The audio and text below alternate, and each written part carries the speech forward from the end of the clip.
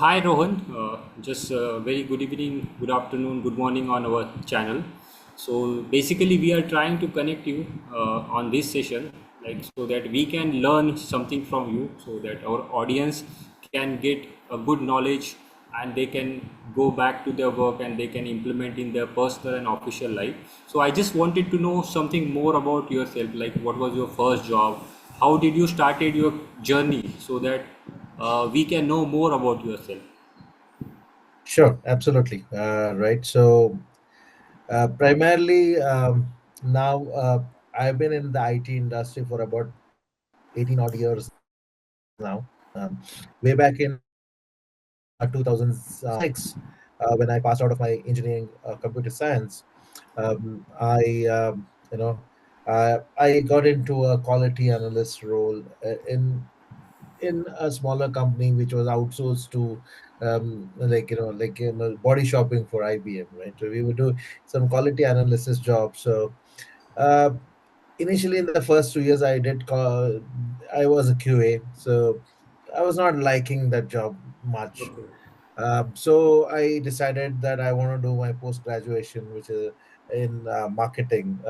So I did my post graduation MBA in marketing. That is when I joined a startup called as IQ Software Services. It was a startup in Kormangala, based out of Bangalore. All right. It was about a 25 people company. There, I started as a pre-sales consultant. Um, when I started as a pre-sales consultant, I was one of the first ones to sell a product called Splunk, a network monitoring tool which is very very famous now. This was way back in 2008. I'm talking about 2008 9, when Splunk was in its initial stages.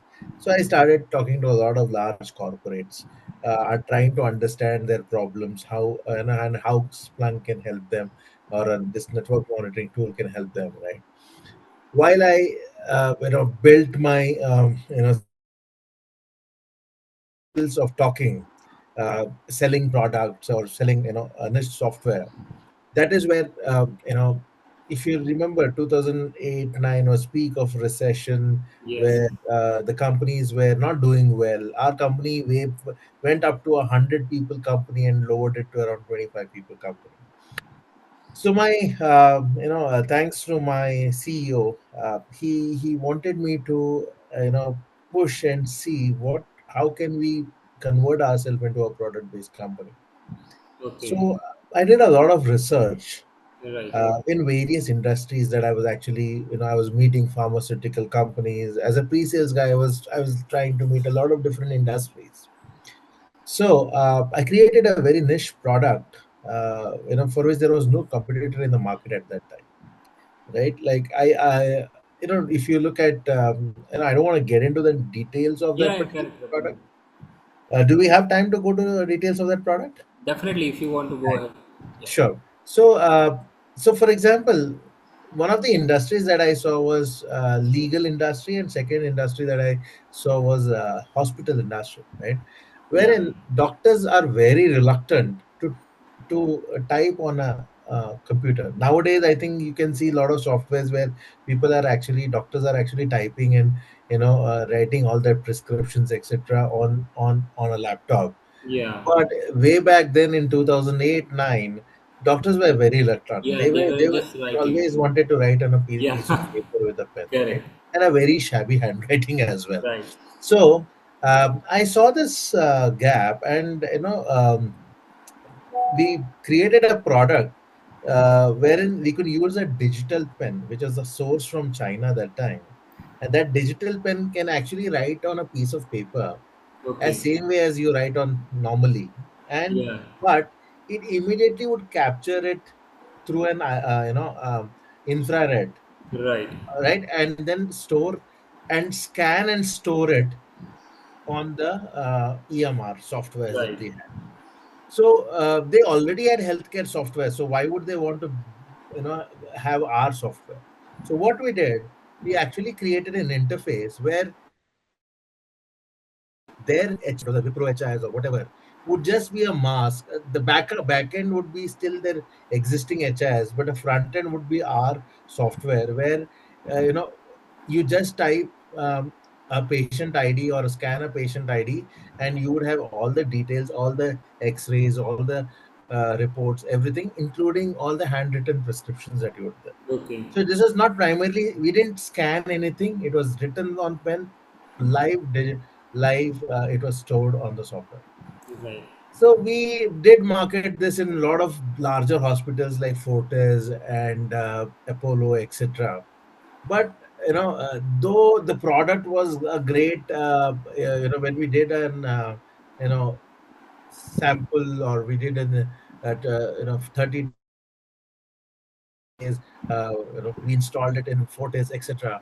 However, the cost of this software was very, very high, considering the digital pen, etc., was very, very expensive at that moment. So we did not, we are not primarily, we are not able to convert that into a very successful story. However, Okay.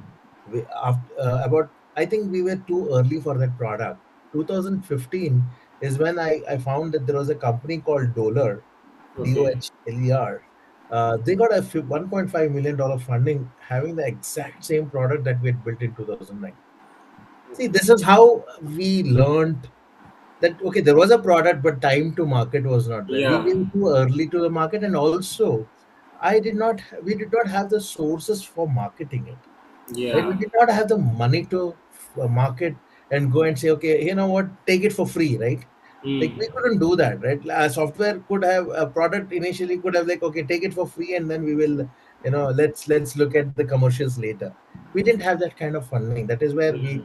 we did not go well. So that's how I, then I actually, also worked with another legal firm who had actually showed this kind of product. They loved our product. Their need was different. They asked me to work on legal compliance risk management software, and we built something called as ComRisk, a legal compliance software widely used by Cognizant, ICICI, Meru Cabs. There are multiple companies now. It's one of the one a very well-known legal compliance software, which I was one of the pioneers for, actually building that along with the So that was legal. in same company, or we can say. Exactly, in the same Okay. company, Yeah. right? So In the I think same company. there you learn how to create new products, and like definitely Exactly. from the failure also we are learning something. So what are. Exactly. As you talk about this failure, right? Like this Dollar company, which got a 1.5 million of funding, and I got to know about 6 or 7 years later that Right. this was a product which was actually, we had built it, and if you can go and see the demo, it's exactly the same. We Same. got great reviews there from US companies. However, we were not, we couldn't take it to US because we had to comply a lot of HIPAA compliances, etc., and we didn't have the funding for it. But what in fact, I was talking to my CEO in 2016. Hey, you know what, Rajesh? Look at this. They got the funding for a product which we had built 7 years back, and I was like, yeah, our loss, because just couldn't. We built the product, but we just didn't have the vision to, or the sources to take it forward. But that was great learning. I was what, 24, 25, 26 at that time, and I was like, young, had no knowledge about how to build a product from scratch, but learned a lot of things. And that's where I enjoyed meeting a lot of people, different industries, learned a lot of things. And then finally, 3 years down the line, I decided that, hey, you know what, I need to do something else, because we built this commerce product for somebody else, but I wanted to do something for my own, right? Yeah. For our own, like build a product rather than build products for somebody else. So Yes. that's how I joined an educational startup, Hmm. which was one of the number one training company for PMP in the US. Okay. That company's name was Edusis Services. However, they had multiple products, kind of as PM Study, Prod Study, Yeah. Scrum Study. So they had multiple products and platforms that they wanted to train on. And Yeah. I happened to, this was a company backed by Secure Capital. They had a $5 million funding for expansion, That Right. is where they wanted this. By the time I had already joined this company, they were already the number one PMP Yeah. training company in the US. Yes. Uh, and then I happened to be part of the Prince2 project management,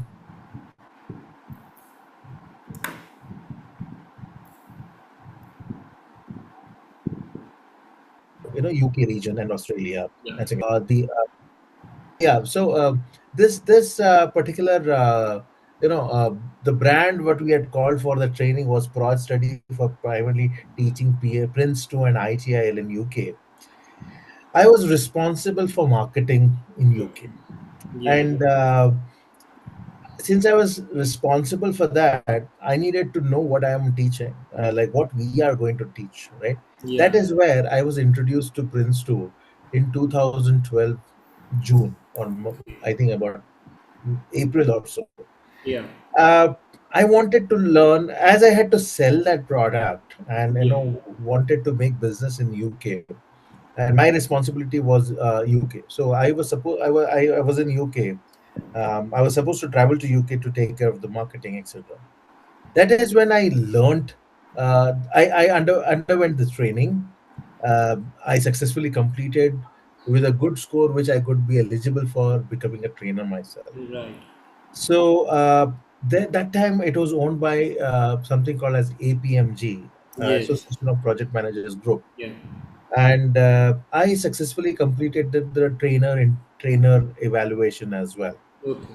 So I also successfully got evaluated for ITL trainer.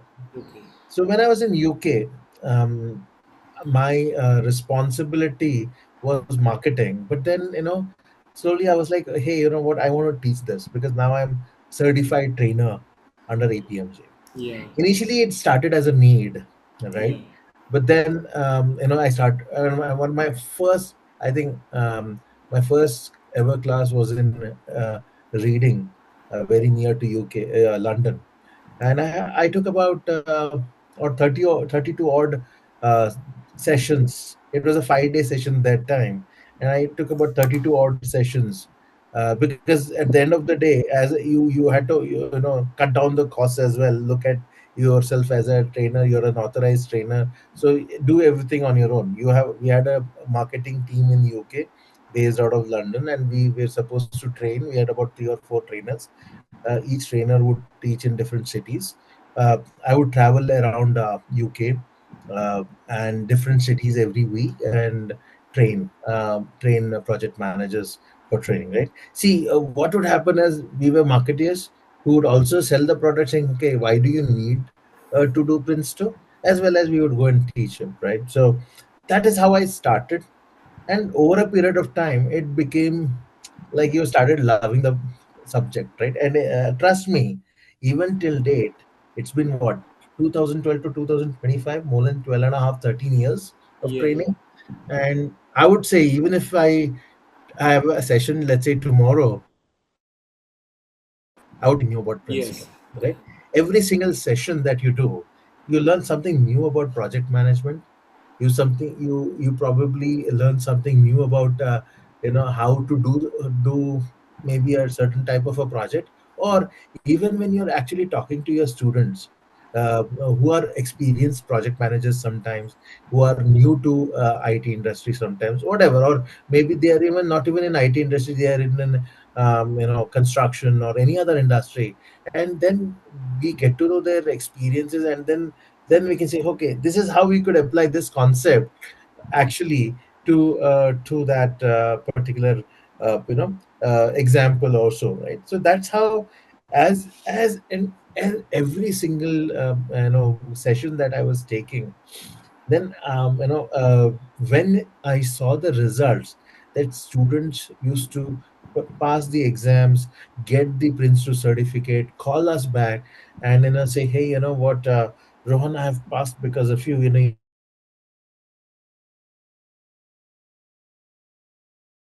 great, right? And that kick that we got, and that I'll give you a very, very I don't want to name the person. It was in Liverpool way back in somewhere in July or August or September. 2012.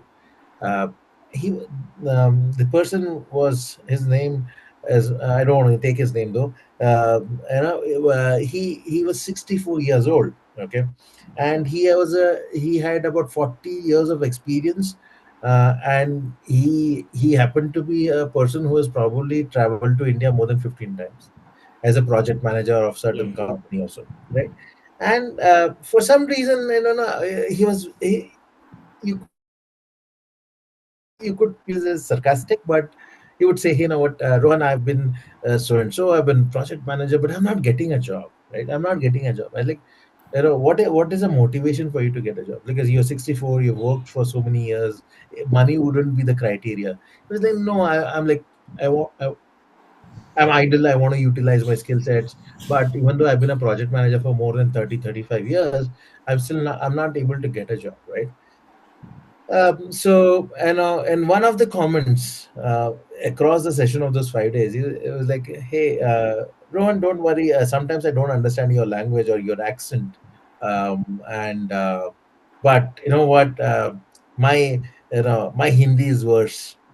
See, I felt at that moment, well, look, okay, what are you talking about? I'm like, I've studied all my life in English, yes, and you're comparing me to talking in Hindi, Yeah. right? You've come here for 15 times, maybe lived here for 6 months or whatever it is, but you have not learned the language, right? And maybe it was just the accent. He had a very Liverpoolish accent, and he was a little. Obviously, he was 64, maybe a little, like, what am I learning from a 30-year-old guy, right? Something. So, but then, how things change and how actually appreciate my uh, being a trainer is like, exactly after 25, 26 over, Okay. this guy calls me up, and some of my students call me up, some of my students never bother to call back, right? He calls me up and says, Rohan, thanks a lot, I got a job. Oh, And really? thanks to you, right? And he's like, thanks to you. I said, why? Because see, the point was, he was a project manager, but he did not have a certification skill set, right? Hmm. Nobody questioned his project manager skills, right? But his CV was not getting shortlisted because Sure. he did not have a certificate in hand, right? Right. The moment he had a certificate, his CV got shortlisted. There was Yeah. nothing stopping back because his experience would help the rest of the interview, right? But that's where I always believe, especially in PRINCE2 or any other certificate, that certificate doesn't get you a job, but Hmm. it helps you to clear those filters when Filter. when an HR is looking for your profile, Correct. right? And so when this person actually called me, and you're so thankful, and like, now you imagine, during that session, the way he had reacted to me, I Yeah. did not take it very personally at that moment, Yeah. because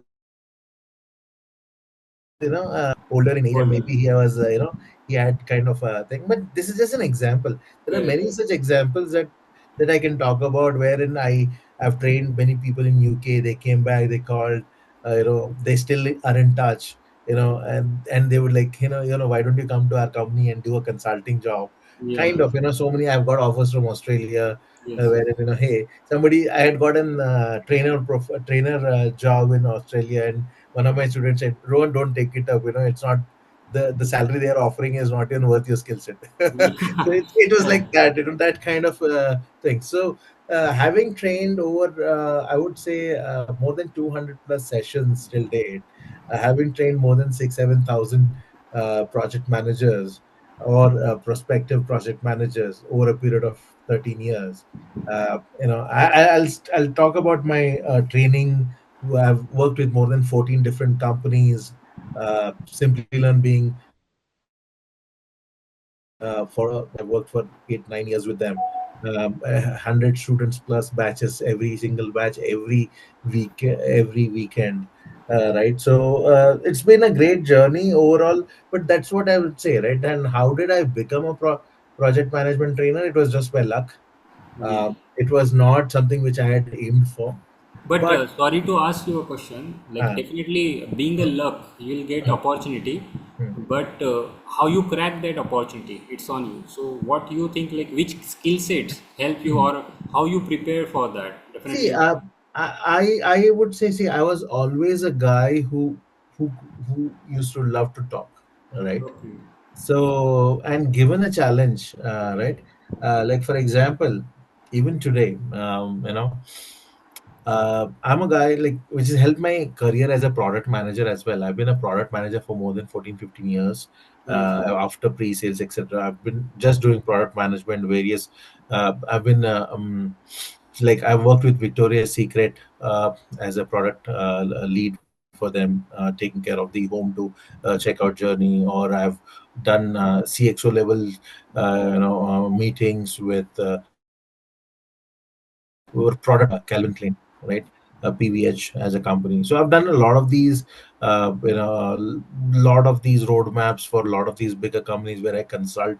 And way back, let's give an example. Way back in 2014 or 15, there was a company called as Sacksoft, which had acquired one of the companies that I was working with, and there they were primarily you know they were primarily agile waterfall model company, and they wanted to Okay. migrate themselves into Yeah. an agile based projects. So I Right. actually helped about more than 35 odd director level guys, Okay. train them on the waterfall approach and the agile approach. And some projects needed the waterfall approach badly, some projects needed the agile approach, right? So this was all because I had this experience of teaching project management, Yeah. right? So so a lot of consulting, see, initially I started as a theoretical trainer who could train you and pass you the exams for Prince 2, and that was all the need was when it was under Excelos, sorry, APMG, then it went under Excelos. I was an authorized trainer with them for 11 and a half years, right? So when APMG wanted you to become an authorized trainer, they had a very Yes. strict thing. Now Excelos is not very strict, but APMG was very very strict when as a trainer evaluation. Right, we had 3 rounds of interviews. You even would come and they came to our session. They sat in our sessions. We had to shadow sessions with an existing trainer. After that, even when the exams were there, they would do a random visit. They would do a random check during the exam itself, because Prince 2 at that time was all paper based, and it was you who was the invigilator as well, right? You had to correct the papers and also mark a particular student as pass or fail if they want to attend the practitioners. So so there was a lot of evaluation done from APMG itself. So I would say, uh, the, it was a thorough 2 month grill where they could ask you questions from anywhere and everywhere. You're supposed to answer them. You are supposed to give examples in real time examples. So the approach towards becoming a trainer.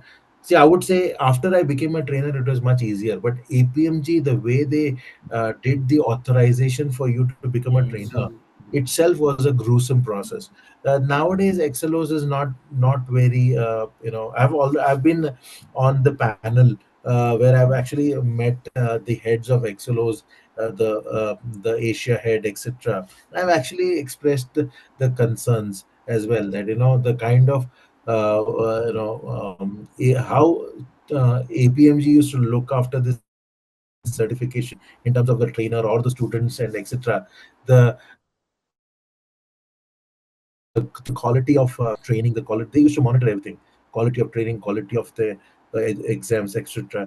And one small feedback and you were scrutinized like anything. Yeah. So a lot of things were there which actually helped us to be very very thorough in being a trainer. It was not just about, okay, what are your previous skill set, but also as a trainer, there was a lot of you know, uh, there was a lot of things that went into kind of. So I can talk more about my Yeah. other work, but then I think this is where I say I started as a trainer. Then when I came back from UK, I worked with this company exclusive as an exclusive trainer for them for about a year and a half. But then I became freelancer. I worked with various companies. I don't want to name every single company here, but various companies, Pune-based company, Bangalore-based. So I was to travel every week to a different session until 2016 or 17, where it primarily became online training. Some Okay. of us were still classroom trainings, Yes. but the first 5 6 years were like hectic travel.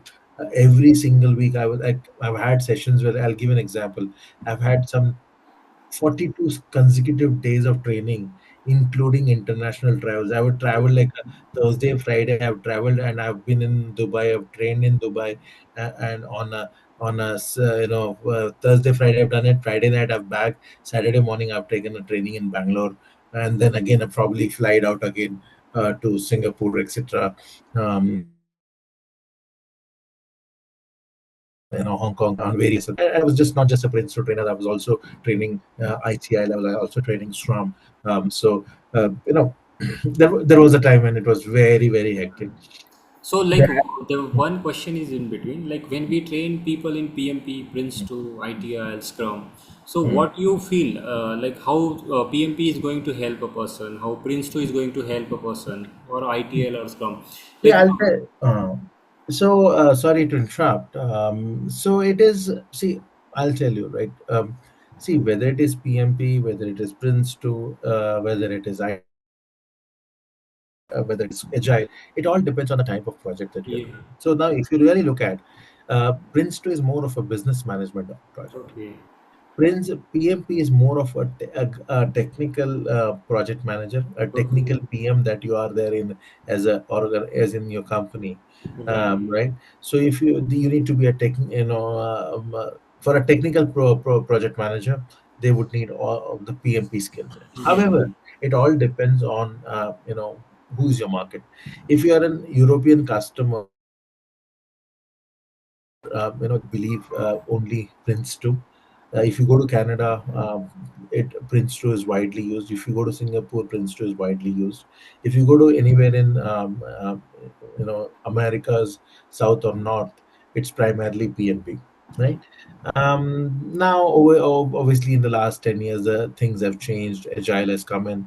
And please note, Prince 2 does not mean it is against Agile, right? In fact, there is Prince2 Agile as a subject itself on its own. And yeah, in fact, there is even before Prince2 Agile came into the picture, I was actually working with. I was telling you, right? I was working with Sacksoft way back in 2014, where I was actually training their directors on merging Agile or using Agile or a waterfall model. And I was actually trying a few new things. How at a project management level, you can still do business, whereas as at a team management level, you can actually bring in agile. And exactly the concepts of Prince to Agile is almost very similar. Even before Prince to Agile came into the picture, with the experience of training that I had, I was actually able to actually merge and actually use them together. See, when you talk about in Prince2, right, there is a project board, which is a directing level. There is a project manager, which is the middle layer, which who manages the project. And there is a team manager who manages the team members and the actual work and the task, etc. So the team actually can work in agile way, whereas the project management is a business management of the project, the justification, the business case why your project is required, what are the risks, what are the issues, is a project still worthwhile doing, right? All those stuff, right, has to be done from a project management level. And what the team uses, whether it is waterfall or agile, it doesn't matter. yeah. It can imbibe both. It has the room for both, right? And it is very that is something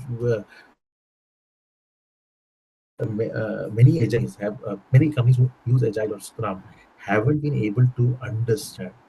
Yeah. Unfortunately, in the market, service companies demand for certifications.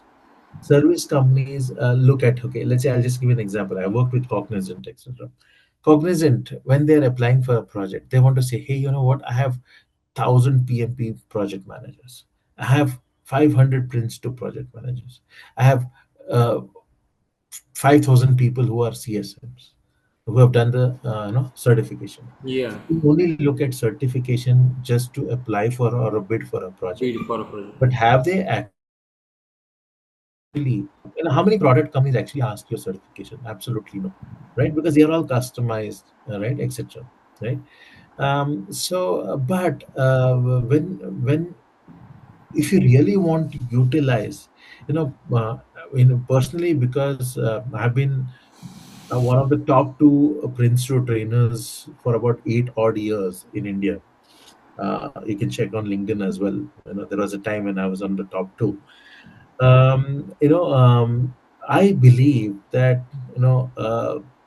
Prince2 could have been used much in a much better way by the people, by the companies to manage their projects.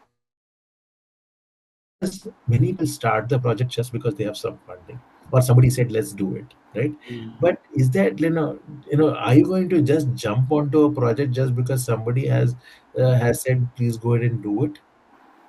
Absolutely no, that shouldn't be the way. There has to be a complete justification, time spent on the need of the project itself.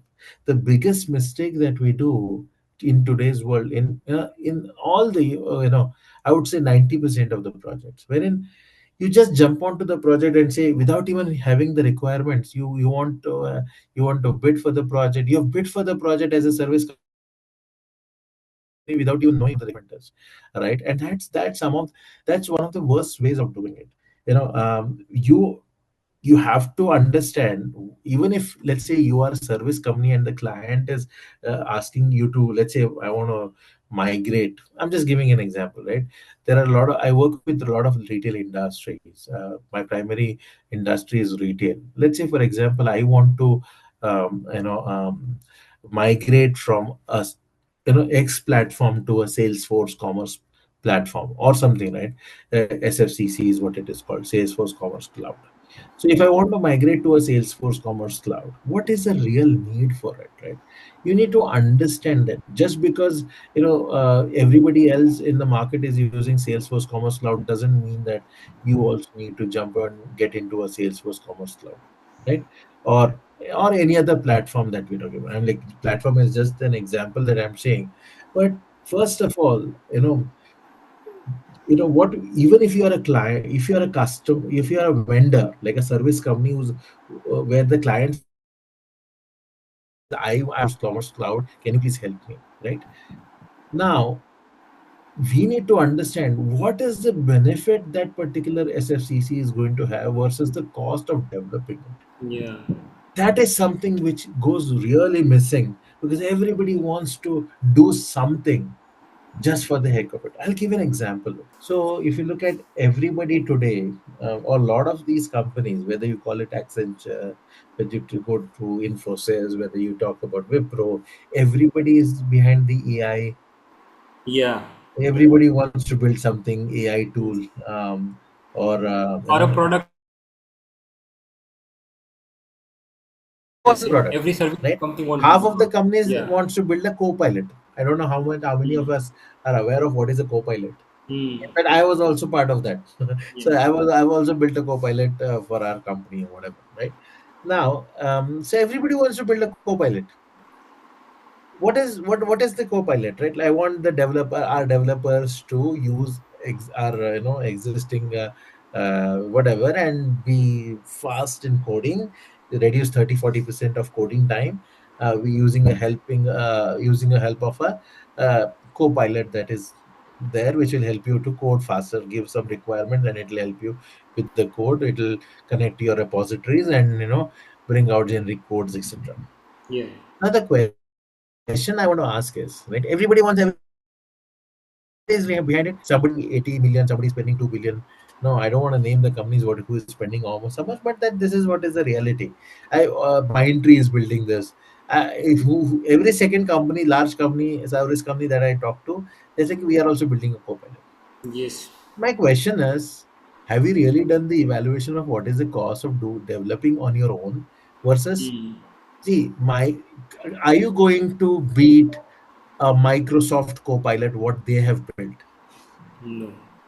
right? Correct. The second question is, one of the companies we're talking about, I want to create uh, a Copilot for Jira tool where all the Mm. requirements are there. We will convert them into whatever documentation, that this, etc. Already there are companies who are, tied up with Jira, right? Who are Mm. authorized partners who are creating Yeah. extensions for Mm. Jira, Jira. Correct. wherein these tools will be available, Yeah. right? Yes. Yes. Right now, you as an external service company Mm. want to build something. Do you have that vision of what, let's say, a Microsoft is building or something, right? So, if I'm an authorized Salesforce, Commerce Cloud, or authorized Jira partner, where I'm working with them, right? And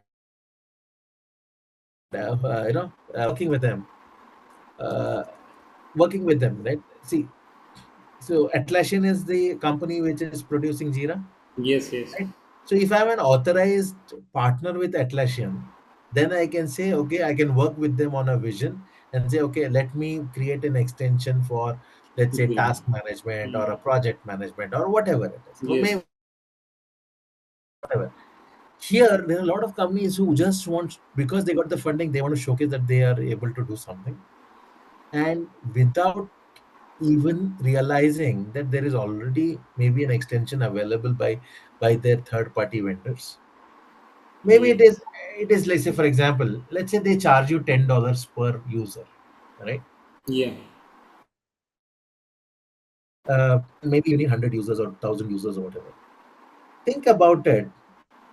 Is it worth you creating this extension yourself versus you taking an authorized extension from Atlassian's partner?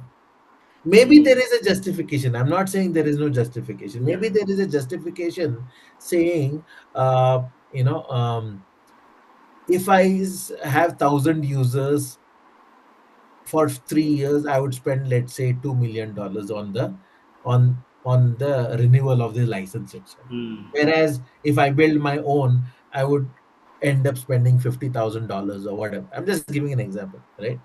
Maybe it is one third, it is one fifth. But have you done that justification?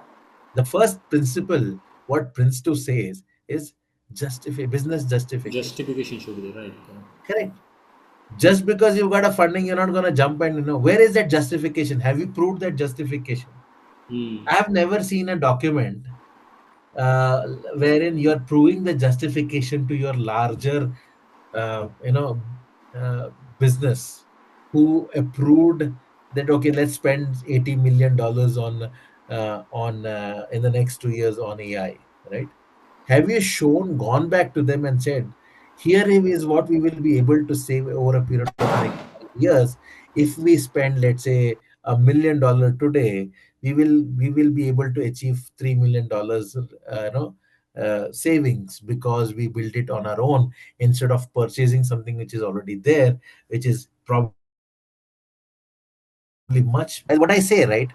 If there is already Microsoft which has built a Copilot, why are you rebuilding it? So what Unless does you it mean? Like what you are saying, like companies are trying to build AI for saving the money, but here they are burning the money, right? Like, they are burn. What I'm trying to say is, if 20 companies are building Copilot, hmm, eventually you're burning, 20 people are burning the money, 20 companies are burning money. yeah, got it. See, what I'm saying is, I'm not saying they are wrong. Yeah, I'm they may be saying, correct, but yeah, what I'm saying is, have they done the business justification? Hmm. Somebody somewhere had an idea and wants to save money, and they say, okay, let's do this, right? Yes. Everybody is in the AI, everybody has jumped the AI gun. I'm building something AI, right? Hmm. Is very generic term used by everybody saying I'm building AI, right? What exactly are you doing, right? The question what I'm trying to say is how Prince2 can be utilized even in this world,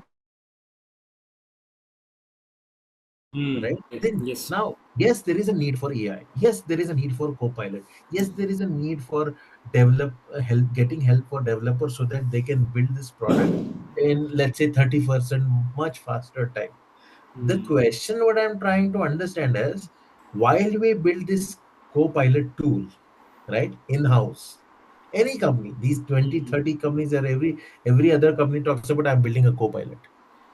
Something is already there in the market which is already built. They are work. See, it's not just about I building think one here we product. should apply ITL. So what you are thinking, we should outsource the service to the people who are skilled into that, right? So we can get a value, That right? is what Prince2 says also, right? Yeah. Business justification. What I'm trying to understand is, let's say you, okay, one is to it at once to keep uh, upgrading the features, right?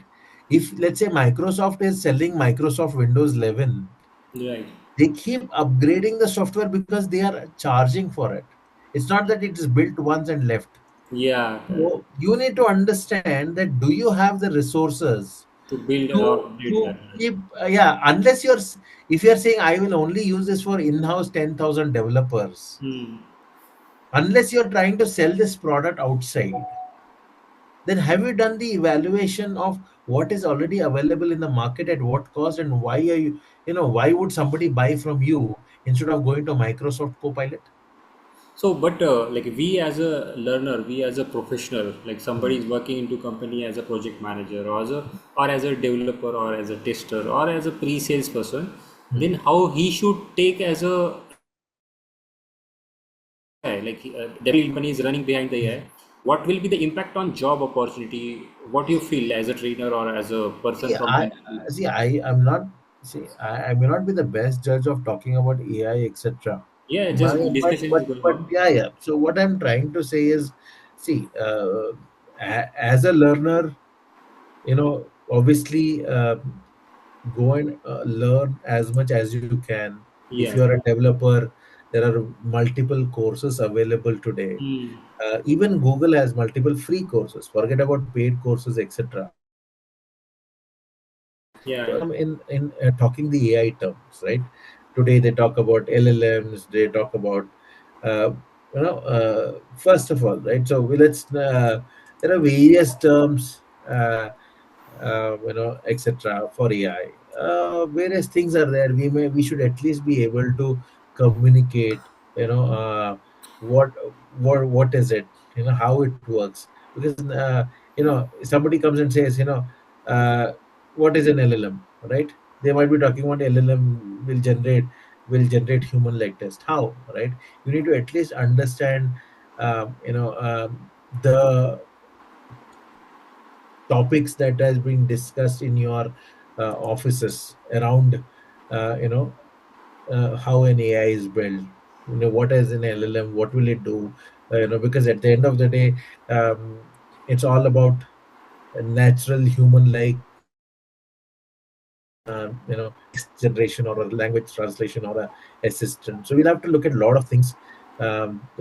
So first, there is no harm in learning the different Yeah, my models. question was every company is going to work on AI, right? They're building AI or they're building a co-pilot, right? So do you think every professional should learn AI like that? Like learning AI is See, like just prompt engineering. when I talk about learning, right? So Hmm. example, see, there is no harm in learning, right? Hmm. See, if you have, see, I'm not saying everything that you have learned. Till let's say, let's take it as an education point of view, Hmm. right from our first standard till Yeah. right, and maybe many more certifications we have done afterwards. Yeah. See, how much of you have do you even remember what you've learned in school, Yeah. whether it is history or economics or civics or whatever it is, right? You may not, but there are certain things which you still take it, right? Well, in, let's say, in mathematics, you might have learned algebra, you might have learned so many things, but geometry, etc. You don't remember everything, but you still have the base concepts, some of the things that are required. Whatever is required, automatically you will take it forward, right? Let's say Yeah. today, if you want to do a book accounting or whatever, basic concepts of mathematics, you will take it, right? Mm. I'm not saying everything. So, like, if I learn AI, right? Yes. Try to understand what, first of all, what we understand what is a basic AI, right? Yes. How is data coming in? What data? Where is the data that is there? How are you trying to, use this data? There is multiple things, right? Whether it's Correct. machine learning, natural language processing, whether it is deep learning, a lot of things are there. You need to, there is no harm in learning. As you go forward, maybe as a tester you would need certain aspects. Yeah, maybe as a developer you will need certain aspects. Maybe as a project manager you would need certain aspects. And having curiosity always helps, right? As I said, right, even today when I teach Prince 2, I learn something new about the subject every single Yeah. given day, right? Correct. There is, in at least if I look at, let's say, 70 to 80% of the people who do project management courses are IT trained, right? uh, I would say, as part of our job, we are expected to continuously learn something, Mm. Correct. right? The more Yes. outdated you become, uh, you know uh, you things what were working 5 years Yes. back will not work today. Where even in, like, the retail e-commerce domain that I am, every 2 3 years there is something new that is coming up. The basics remain the same, right? However, Maybe things tools keep tools changing. keep on So changing. So we should take AI as a tool. exactly, Right. tools will change. Exactly, right? Something new. Let's say I was, like, a few years back, I used to use, today we use Figma. Earlier there was InVision. There was some other tools. Every often, tools keep changing in terms of, how to do wireframes, everything, right? Today there is, whether it is mock-up tools, whatever, right? There was something called as Zeppelin, there was something called as Balsamic, there is a flowchart tool called as Lucid Charts. Today everything is amalgamated in Figma, Correct. right? So things will keep changing. Yes. But there is no, fortunately or unfortunately, this is how the industry goes, right? uh, uh, there is always some new tool that comes in, and like, but nothing goes a waste, right? Let's say you have used, maybe, see, if you're today using Jira, somebody might have used Asana, there is some other tools called Trello, right? Yeah. See, all of these tools have come and gone. Some Correct. stay, some stick. Like InVision today is not very popular compared to a Figma, right? Figma has become very, very popular now, Yeah. whether you like it or not. But that's how things keep changing, and Yes. you always keep up to speed of any tool that is coming. Look at AI as a tool. Maybe 5 years down the line, there would be something else that might come in, Yeah. right? So one question I got while we are having a discussion, definitely you have helped organization to migrate from waterfall to agile, right? Yes, So definitely there may be a good learning in that overall process. You yes, did 35 plus projects in yeah, multiple organization. right. So definitely companies may be having a challenge to migrate from waterfall to agile, or like what was like your pros and cons at that time, we can say. See, I'll tell you, right? This was, see, we were, an agile company, Yeah. okay? all the projects we were successfully delivering with No, Agile. no. Earlier, like Uh, some companies were into waterfall. no, no, I'll give an example. Yes, I'm, yes. I'm, I'm talking about Hmm. 2014 when I was Okay. working in a company called as Dream Orbit. Okay. And there actually I had created a SaaS-based customer retention portal for a third-party logistic client. Hmm. um, they did not they had they apparently they were with us for more than 5 years. They had built multiple tools with us, but Right. at one point of time they used to think we have 4 lakh customers, but our revenues are much lesser compared to the 4 lakh customers, Okay. right? I was at the helm of this particular tool where I wanted to understand. We called it as a shipper center, right? Hmm. This was all about agents calling the end customers, asking them to book a full truckload or a half truckload or some shipments, right? So I don't want to go into the details of this product. You can go on to shippercenter.com. You'll figure out a lot of things about it. Hmm. But the primary thing that I was asked to build, wherein we get to know what are the how many customers are still shipping with us, get back the lost customers, how to get new customers, a complete customer retention come customer acquisition tool. Hmm. Wherein within a span of 14 months, I was able to actually, for a $0.75 billion company, we were able to increase the revenue by about $14 million in the first year itself. Hmm. And respecting, we had a 20% year-on-year growth on this product. At the end of 14 months, when we put this product in maintenance mode,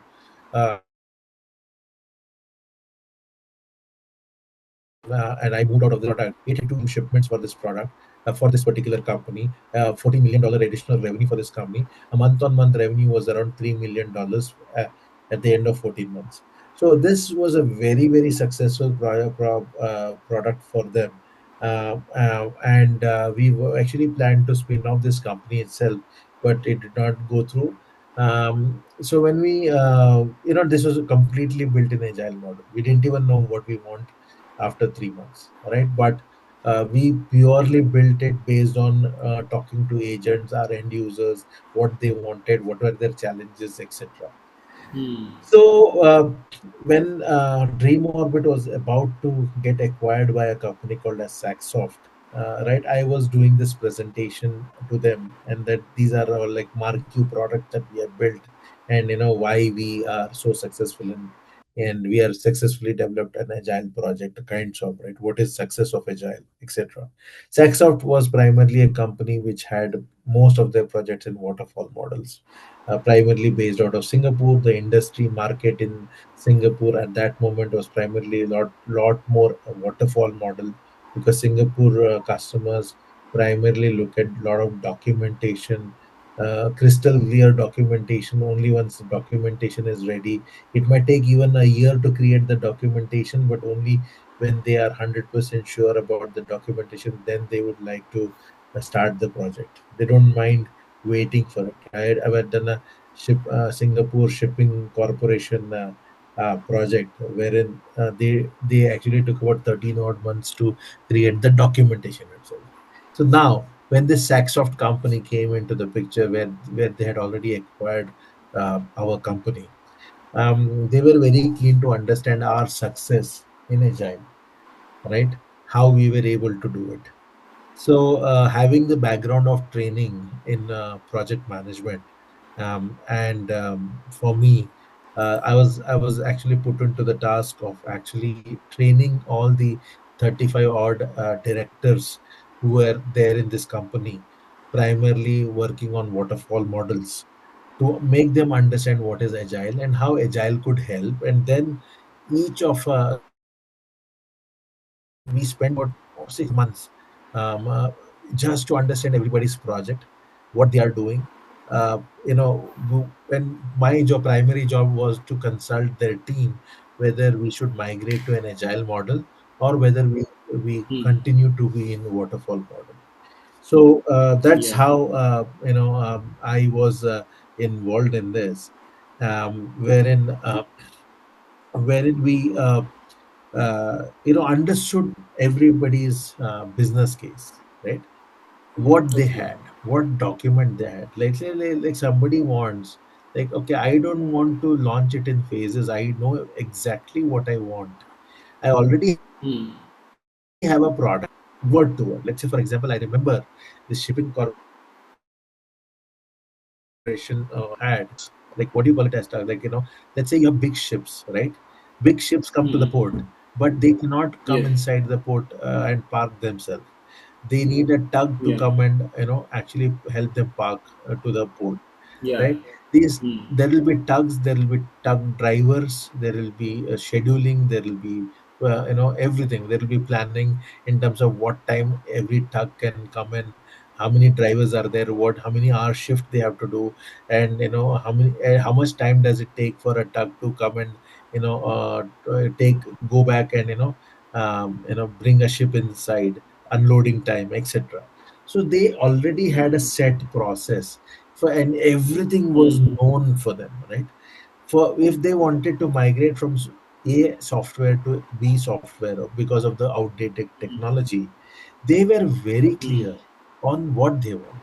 They can't have an LL. So in this particular process, as I said, it took 13 months to document what their processes were. Now, do you think agile really makes sense? You might build this product in parts every sprint, every 2 weeks, but will the customer even launch this product with half the features? No, right?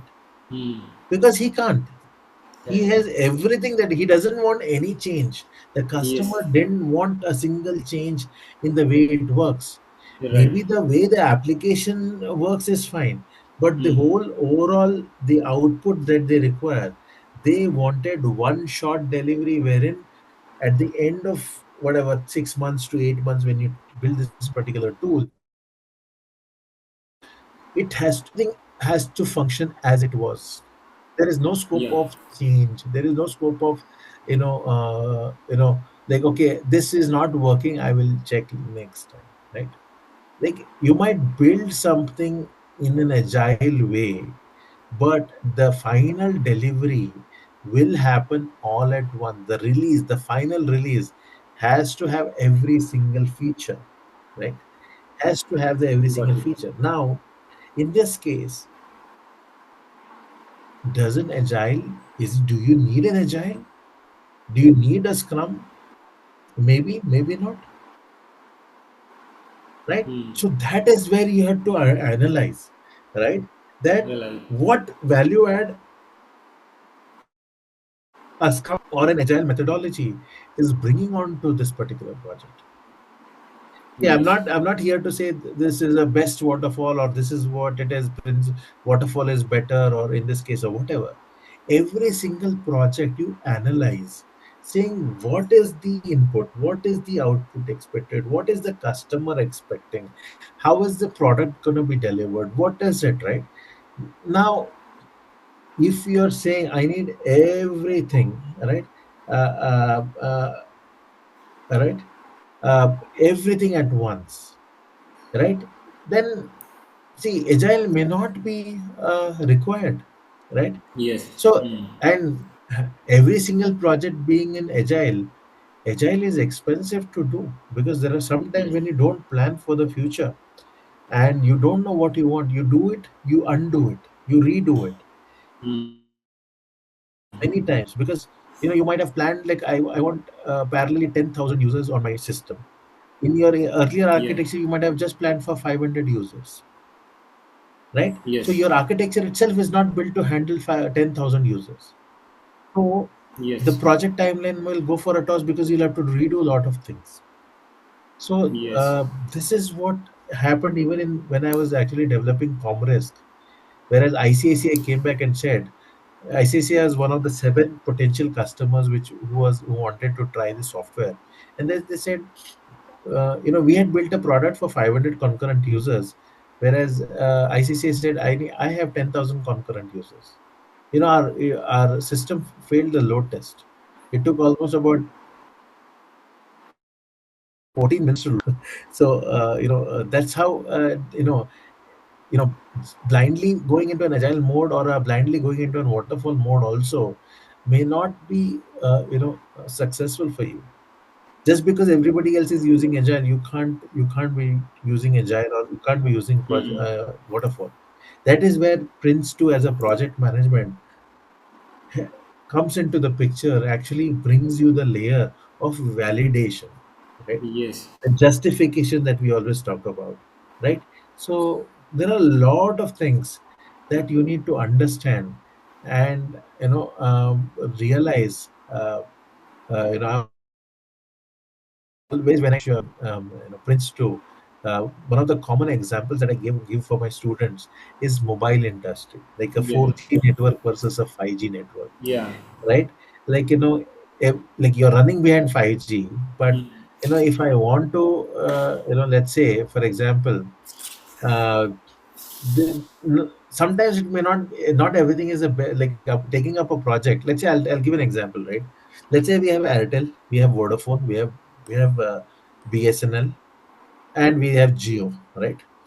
Let's say for Vodafone, right? Let's say I have sudden surge in increased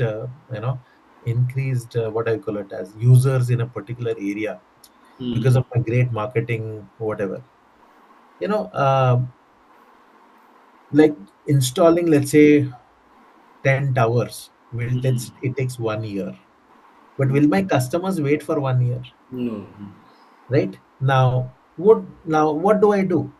The best and the cheapest way would have been to over a period of 3 years, if I want to make money, I need 10 towers, new towers in Mm. Bangalore, right? But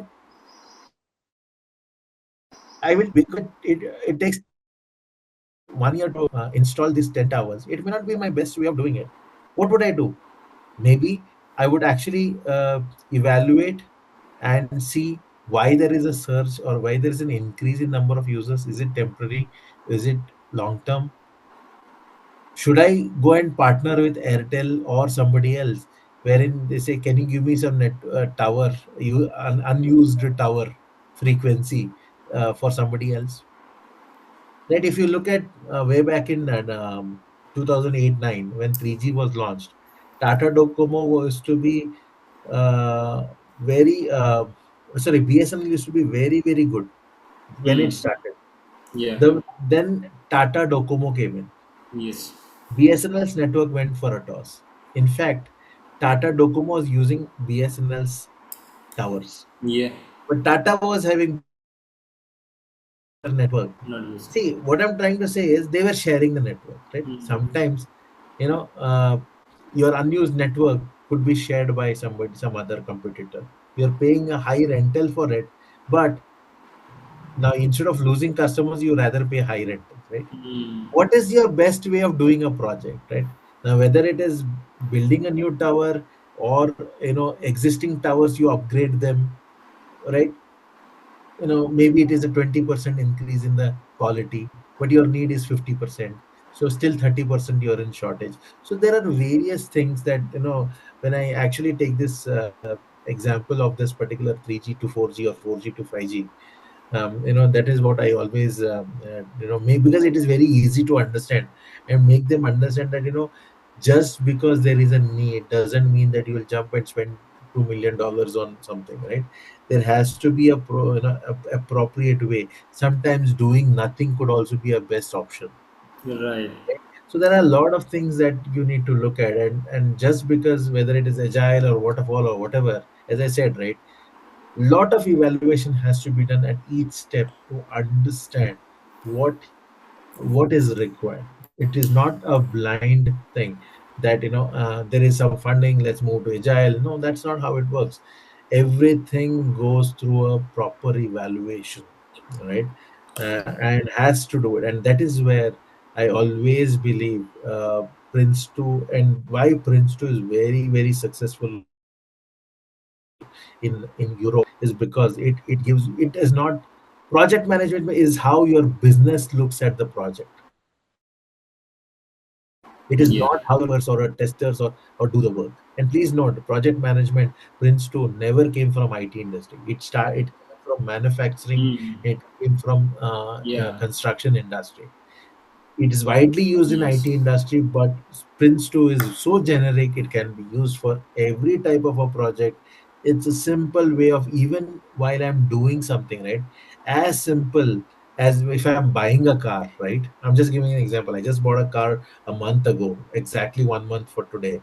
And you can actually apply Prince2 in your day-to-day life, saying, okay, Yes. this is what it is, right? This is your need, this is your reason, this is your validation, this is the cost. You can actually apply to your day-to-day projects as well, as simple as that. If you want to do a let's say you want to do a course, right? Let's say you are talking about how should I learn AI, right? You can Yes. actually apply a project management and say, put down the validation and say, Mm. there a justification for you to do this course, and you Correct. can actually do that. Even if it is a 1 day project, you can actually spend 1 hour. See, I'll give an example, right? My wife, and today I'm like, I'll talk about it. I never value that, but today I understand. Whenever, let's say, we are going for a trip or something, or have to do anything, right? She takes a Correct. diary and says, she starts listing it down. These Correct. are the things I want to do, right? Yes. Then she's able to. She will not miss. Let's say, for example, you're going for a 5 day trip. She will say, I have in the 5 day trip, I want 8 things to be done: a lunch, a dinner, a party, or whatever it is. So I have 8 things to do. So I only need 8 pairs of clothes. Whereas I would probably go and pack 20 pairs of clothes because I like, I need to wear, right? I'm just giving an example. In you can actually apply these terminologies, methodologies, and actually which will help you analyze. And anybody wants to, if they just go and read the chapter 1 of Prince2, it tells you so much about managing. And it's all about managing, whether it is managing your project, managing your life, managing your education, managing whatever it is, right? Lot can be learnt from simple concepts of project management Prince2. And I keep talking about Prince2 because it is something which has been imbibed in my life. Yes. Yes. Though I have taught Scrum, Agile, but I relate to Prince2 a lot more, Yeah. because it has those what I would call the principles that you need to follow, right? Prince2 has like principles, themes, and processes, right? Process. Right. So principles, out of those, there are 7 principles. You look at those 7 principles, you learn a lot more things about it. You can apply it to even in your, as I said, right, your day-to-day projects, day-to-day things. Correct. I successfully run a sports business now in the last 2.5 years, and in fact, I've followed a lot more from these principles on how I should run my business as So well, even right? somebody want to be a business person, Prince 2 can be Exactly. better for him, right? I have done that, right? As I said, right? My partner keeps saying, he was one person who used to just go and buy bulk. He looks at it and, okay, I'm getting it for cheaper. He'll just go and buy it. I run a Okay. sports business, right? But I will say no. You know what? Let's say, for example, let's say I have 50 bats. Example, I'm just giving Mm. an example. 50 bats that I sell. If you as a customer come to me today and you see 50 bats, let's say next 2 months later I meet you again, I might have sold some 15 bats, but I still have those old 35, right?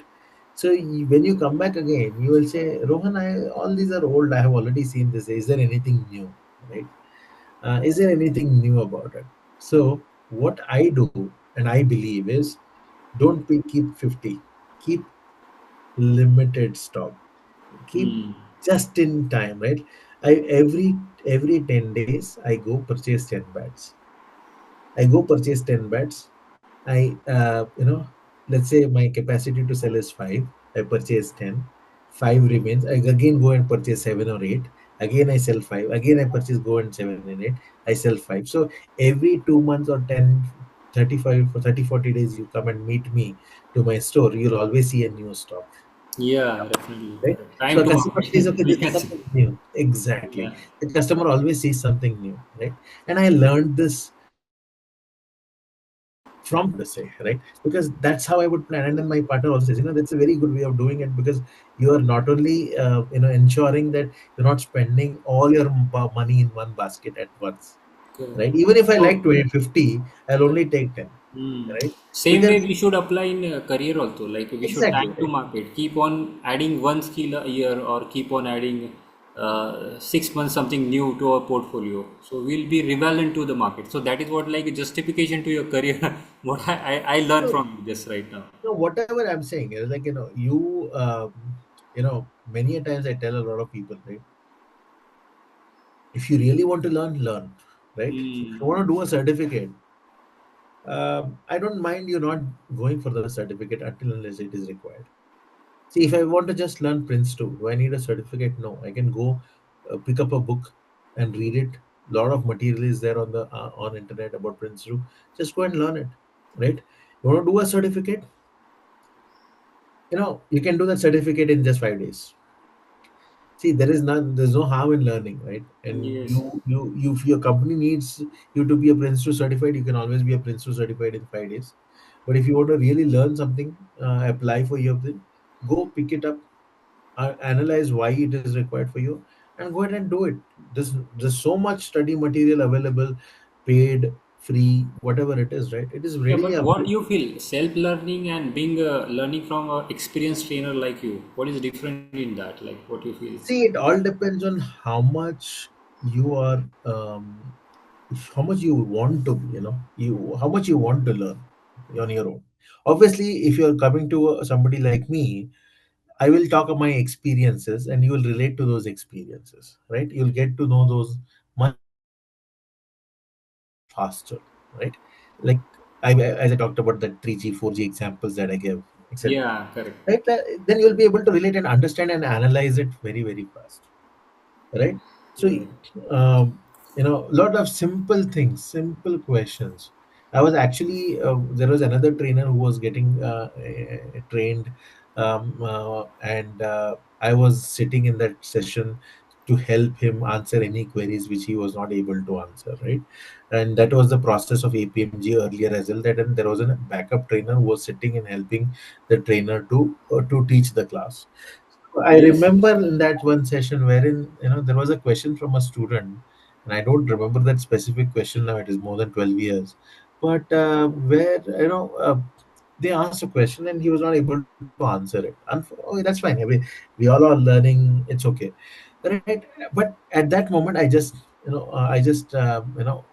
stepped in and I said, "Hey, this is one example for this particular question that you've asked."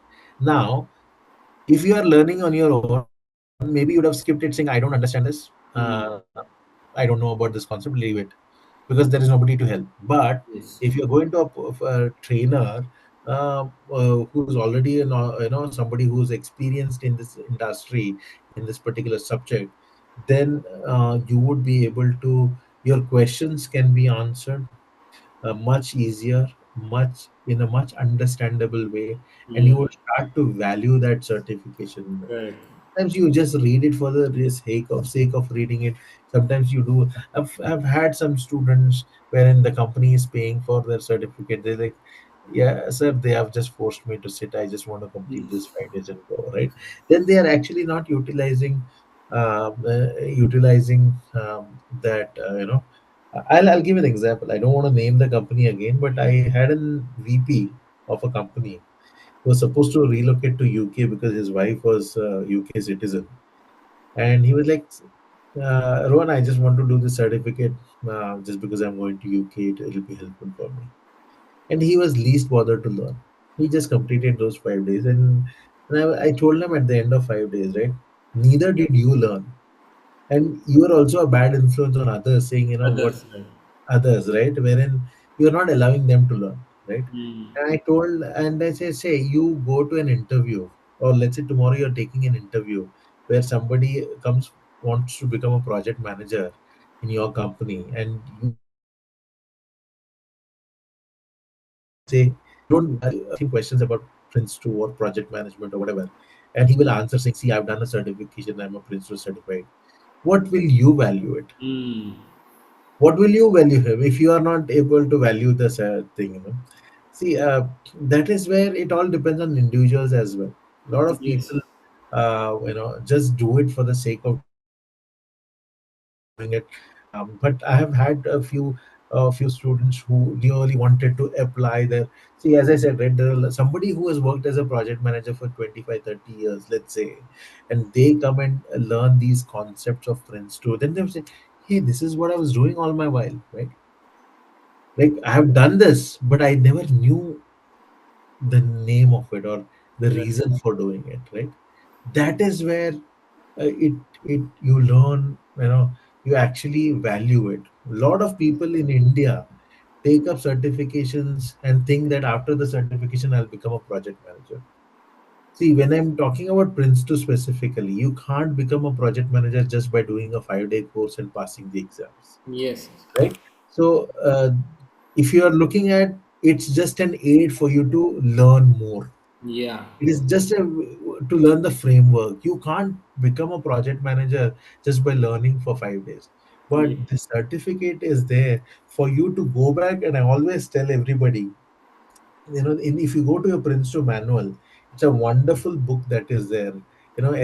I still keep reading it even after 13 years. Now the versions have changed, but if you take see the last five to six pages of that particular book, right? There is a health check. Just take Hmm. a printout of that health check and put it on your apply to your project, whichever project that you're doing. Think about it. Let's say you're launching Konal, you're launching a new certification course. Like, you want to teach something new, AI course. NeoSkills want to teach a AI course, Yeah.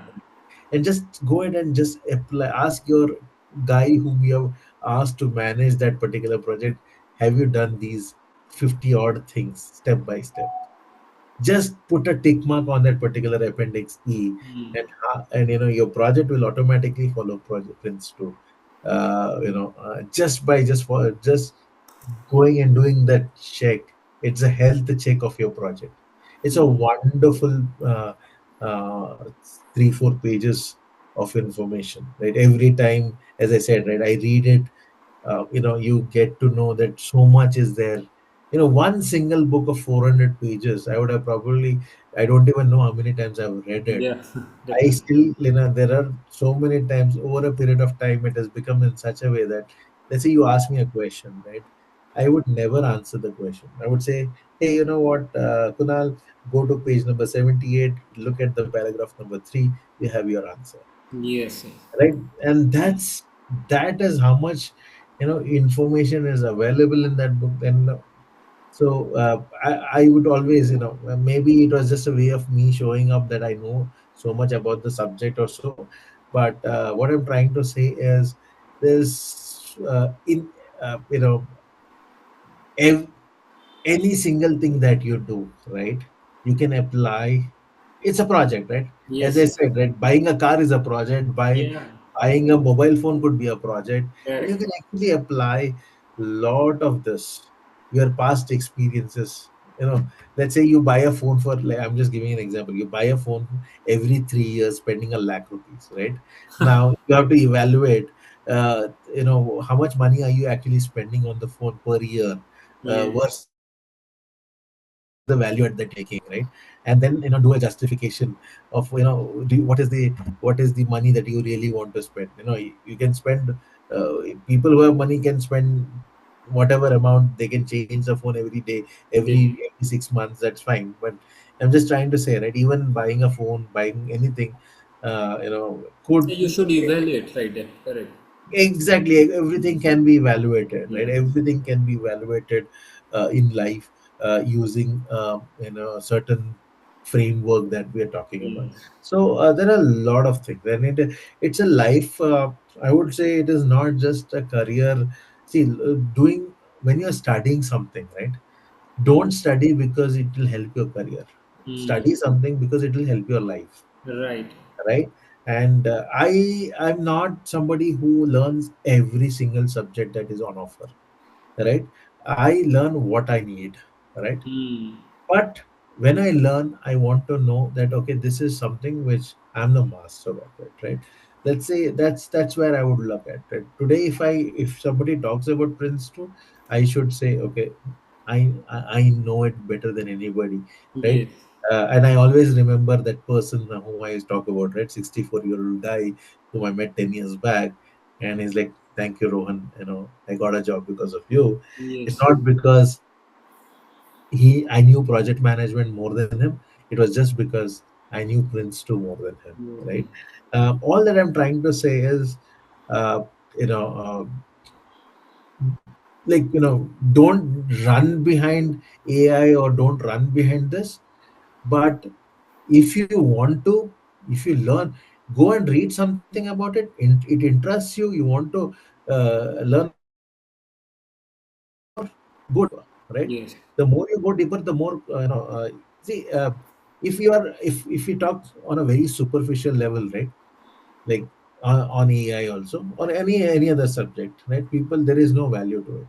When you really want to do something, learn it in such a way that you know it will help. Whether it is, if it is, if you think that it won't, like AI has nothing to do for your career, just don't go in. It's okay.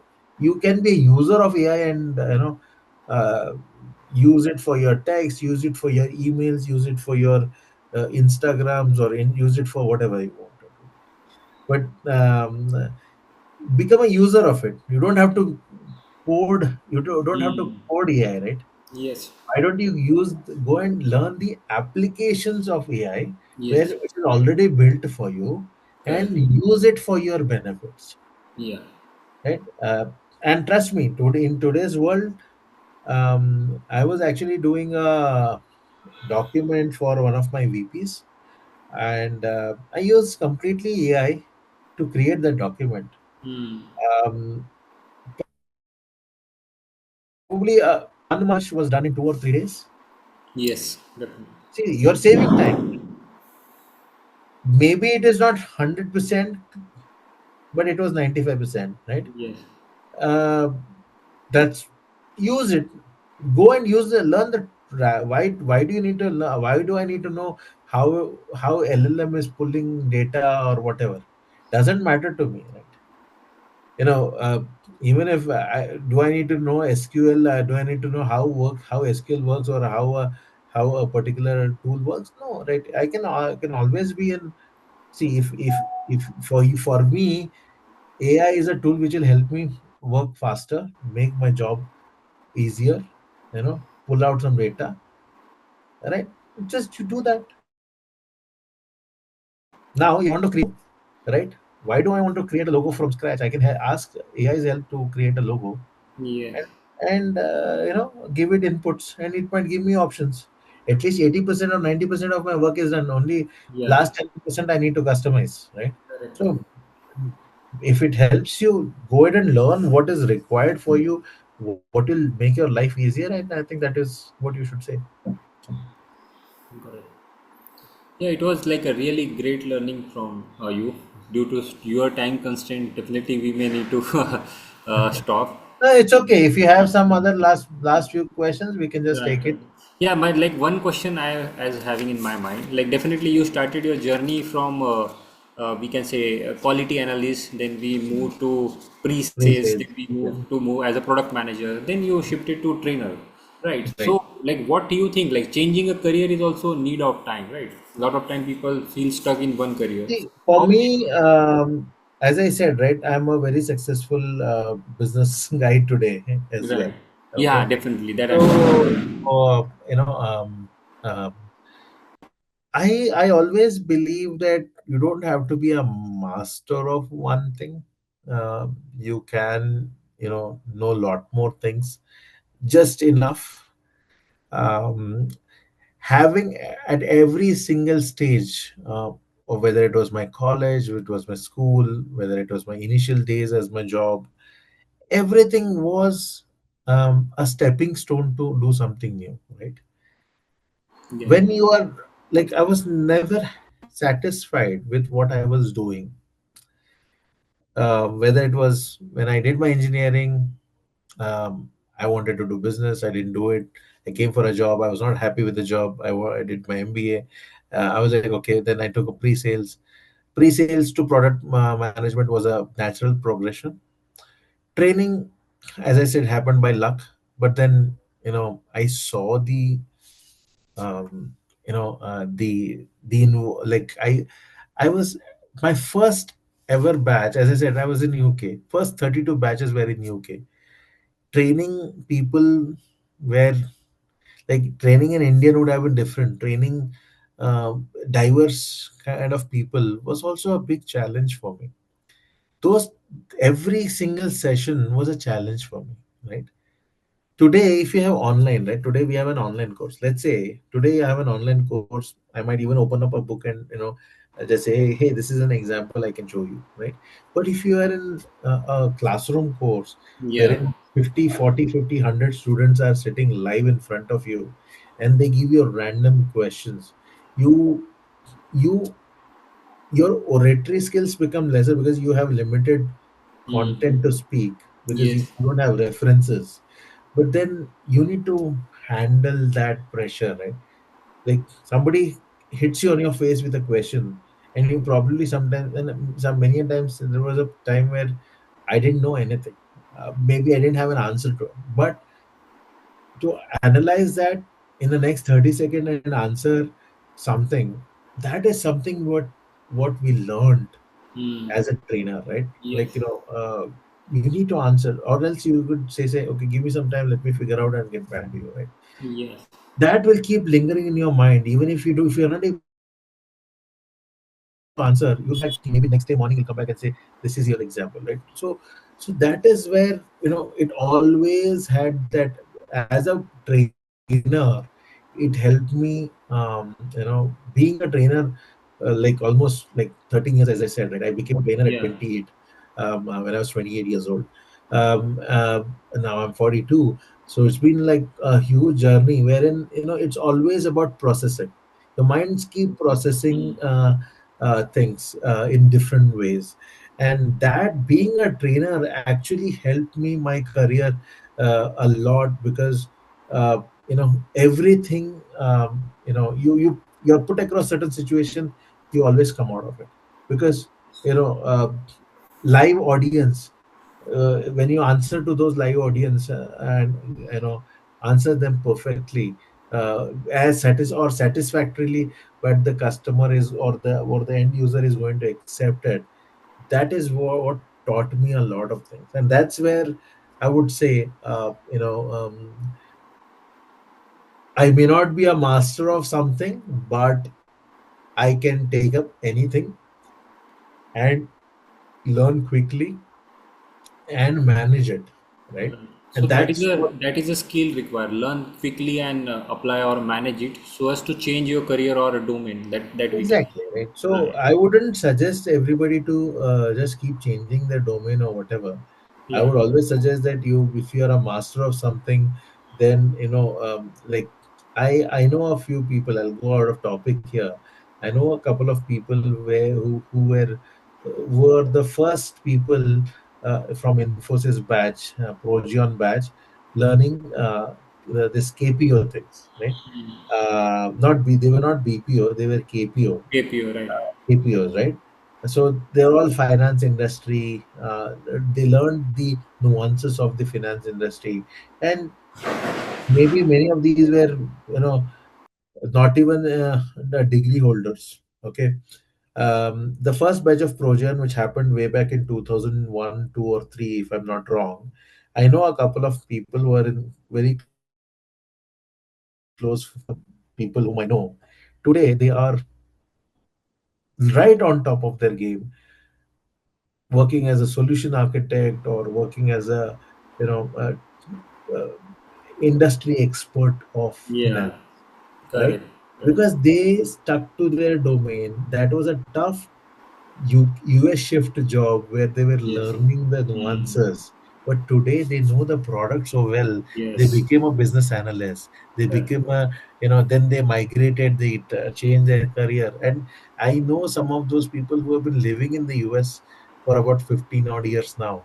In the first 10 years, they struggled. And it was a thankless job. If you look at BPO, KPO industry, was a very Yeah. thankless job. But today, they are like, the amount of money that they have earned is humongous, just because they stuck to what they knew, and Yeah. they learned, their core expertise helped them to grow a lot. So if you know something and you want to uh, continue doing that, right, you can become a consultant of that particular product or a domain or whatever. It takes you a long level go, if you keep changing your domain, you'll never be an expert of a particular domain, Correct. right? So it depends. Everybody's careers are different. Everybody looks at career differently. Things come into place for somebody, it falls into place for somebody. Somebody specifically, and a lot of people at 15 years experience seem to be lost. And then they start thinking, what should I do? Should I do a certification? Will that certification help, etc.? But as I say, right, if you know something well, you keep learning, you start learning new things. If you're able to master that, why not go ahead and do it? If you want to master what you already know, just go ahead and do that. The learning, I wouldn't say learn A or B or C, but learning has to be a constant, especially in the IT industry that we live in, right? Learning has to be there. I wouldn't say just learn this or that. Um, Probably, you can stop learning in certain industries, maybe in business, etc. But unfortunately or fortunately, in the industry that we live in IT industry, uh, learning is a very important aspect, just to even sometimes just to keep your job, Yeah. not just to grow, but sometimes to just keep your job as well. And today, that is what is happening, right? Say, what is the difference that you, as a 15 to 20-year experienced BA or a product manager, is bringing, whereas a fresher coming out of an IIT or an IIM, if they become a product manager, what is the difference? Or even, they probably would be earning one third or one fourth of what you're commanding, let's say. And let's say a 2 or 3 year experienced product manager, what is the difference that you're bringing? The difference that you will be bringing is your domain knowledge, or the versatility that you have done over a period of time, or the experiences that you bring across, right?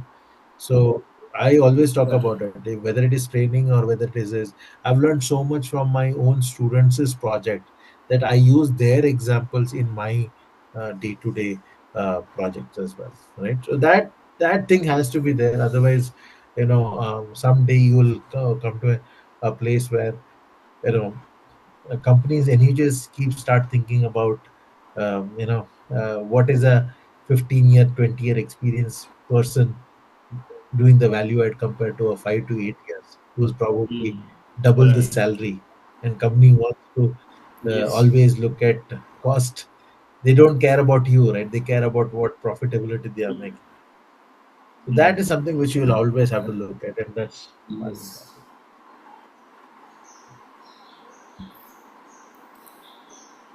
Yeah, it was like a really great discussion. So definitely we learned a lot of things from you.